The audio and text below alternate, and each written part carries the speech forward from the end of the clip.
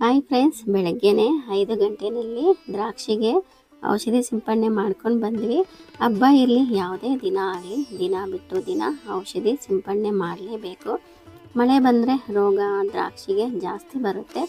ಮಳೆ ಇಲ್ಲ ಅಲ್ವಾ, ಅದಕ್ಕೆ ದಿನ ಬಿಟ್ಟು ದಿನ ಇಲ್ಲ 3 ದಿನಕ್ಕೊಮ್ಮೆ ಔಷಧಿ ಸಿಂಪಡಣೆ ಮಾಡ್ತೀವಿ. ಬೆಳಗ್ಗೆ ಮನೆಯವ್ರಿಗೆ ಚಿತ್ರಾನ್ನ ತಿಂಡಿ ಮಾಡಿ ಚೌಡೇಶ್ವರಿ ಅಮ್ಮನವರ ದೇವಸ್ಥಾನದ ಹತ್ತಿರ 10 ಗಂಟೆಗೆ ಹೋದೆ. ಅಲ್ಲಿ ಕೋಸಂಬರಿ ಪಾನಕ ಶ್ರೀರಾಮ ಹಬ್ಬದ ಪ್ರಯುಕ್ತ ಕೊಡುವುದಕ್ಕೆ ಎಲ್ಲ ಕಟ್ ಮಾಡಿದ್ವಿ.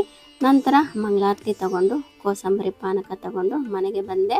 ನಂತರ ನಮ್ಮೂರಿನ ವೆಂಕಟರಮಣ ಸ್ವಾಮಿ ದೇವಸ್ಥಾನಕ್ಕೆ ಹೋಗಿದ್ವಿ. ಇಲ್ಲಿನೂ ಸಹ ಅಲಂಕಾರ ತುಂಬ ಚೆನ್ನಾಗಿ ಮಾಡಿದರು. ಹಾಗೆ ಮಂಗಳಾರತಿ ತಗೊಂಡು ಇಲ್ಲಿನೂ ಸಹ ಕೋಸಂಬರಿ ಪಾನಕ ಕೊಟ್ಟರು. ಅಲ್ಲೇ ಸ್ವಲ್ಪ ತಗೊಂಡು ಮನೆಗೆ ಬಂದ್ವಿ. ಇವತ್ತು ದೇವರ ದರ್ಶನ ಮಾಡಿ ತುಂಬ ಖುಷಿಯಾಯಿತು. ಈ ವಿಡಿಯೋಗೆ ಲೈಕ್ ಮಾಡಿ, ಆದಷ್ಟು ಶೇರ್ ಮಾಡಿ.